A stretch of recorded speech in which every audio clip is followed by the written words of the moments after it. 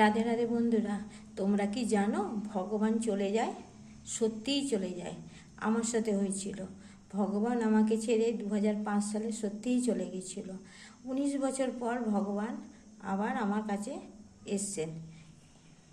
আমার মাধব সোনা আমার মানে বলে না, ভগবান ভক্তের ভাব দেখে তার কাছে থাকে। হয়তো তখন আমার ভাবটা ঠিক ছিল না, তাই জন্য চলে গিয়েছিল রাগ করে। তারপরে হয়তো বুঝেছেন যে এখন আমি ঠিক আছি, তাই আমার কাছে আবার উনি চলে এসেছেন 19 বছর পর।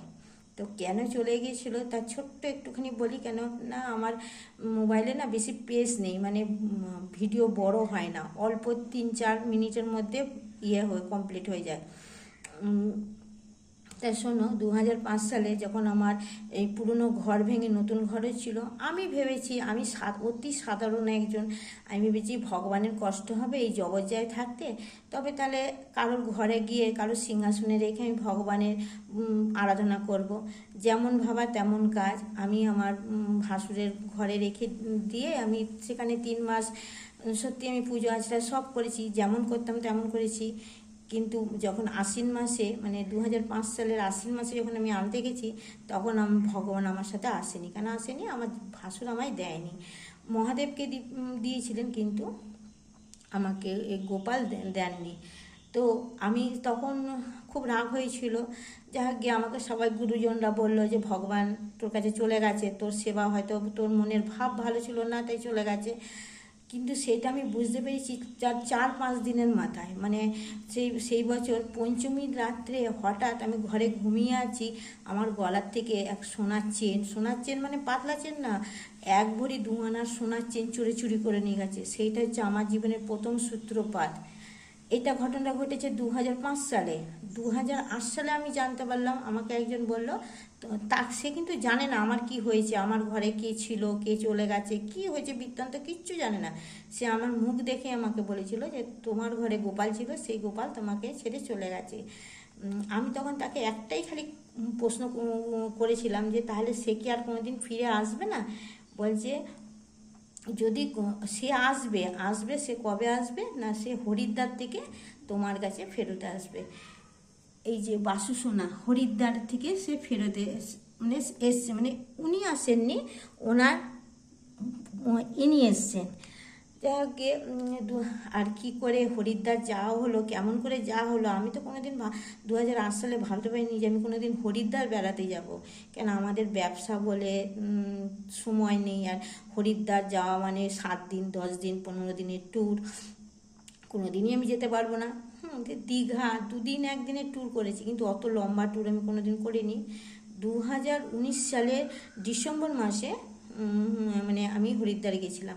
তাহলে বুঝতে পারছো 2005 সাল থেকে 2019 সালটা কতটা ডিফারেন্স। ততদিনের মধ্যে আমার সংসারটা পুরো একদম কী বলবো তো, ডিসব্যালেন্স বলে না, ডিসব্যালেন্স হয়ে গেছিলো।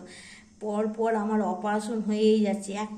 একটা আমার অপারেশন ভালো হলো, 2008 সালে অপারেশন হলো, আবার 2014 সালে অপারেশন হলো, আবার 2018 সালে অপারেশন হলো। আর বড় বড় অপারেশন হয়েছে, যেগুলোর জন্য ব্যাঙ্গালোর যেতে হয়েছে। ব্যাঙ্গালোরে গিয়ে আমাকে 2 মাস থাকতে হয়েছে, খেপে গিয়ে 2 মাস ছিলাম। তারপরে শিশুমঙ্গলে ছিলাম, এরকম আর কি, মানে ছোটোখাটো কিছু না। তারপর আমার ছেলের একটা বড় অ্যাক্সিডেন্ট হয়েছিল, কিন্তু কিছু হয়নি। মানে ভগবান দিয়েছে, সব কিছুই দিয়েছে, আঘাত দিয়েছে, কিন্তু ভগবান নিজে সামলে নিয়েছে।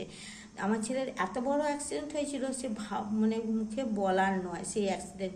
কিন্তু তার গায়ে একটা আঁচড়, মানে একটা ছোটোখাটো ছিঁড়ে যায় না, সেরকম মোটরসাইকেল অ্যাক্সিডেন্ট করেছিল, কিছু হয়নি। তারপরে আর কি বলবো, একটা কথা, হ্যাঁ, তারপরে তার মধ্যে তোমার দাদার বড় একটা, মানে কলকাতার বাজারে প্রচুর টাকা চুরি হয়ে গেছিলো। টাকা মানে এখন ছোটো 5-10 হাজার টাকা করছে না, লাখ লাখ টাকার উপরে চুরি হয়ে গেছে। মানে একটু মানে কত বড়, মানে আমি তখন বুঝতে পেরেছি যে ভগবান সত্যি আমাকে ছেড়ে চলে গেছে, মানে এত ডিসব্যালেন্স করে দিয়ে গেছিলো। ঠিক আছে, এইটা তো আমি তোমার সূচনা দিলাম। হ্যাঁ, এরপরে তোমাকে বলবো কেমন করে আমরা গেলাম, কেমন করে ভগবান আমার কাছে ফিরে এলো, সব একটা একটা করে প্রত্যেক ইয়েতে বলবো। হ্যাঁ, তার জন্য প্রত্যেকটা গল্পই শুনো। আর এইটা গল্প না, এটা সত্যি আমার জীবনের এই 2005 সাল থেকে 2019 সাল 20 সাল অবধি যেসব ঘটনা ঘটেছে সেগুলো এখন চিন্তা করলে সত্যি আমার গায়ে কাঁটা দিয়ে ওঠে। আর এই যে গোপুসোনা চলে যাওয়ার পরে মা আমাকে এই গোপুসোনা দিয়েছিল, কিন্তু প্রাণ আসেনি।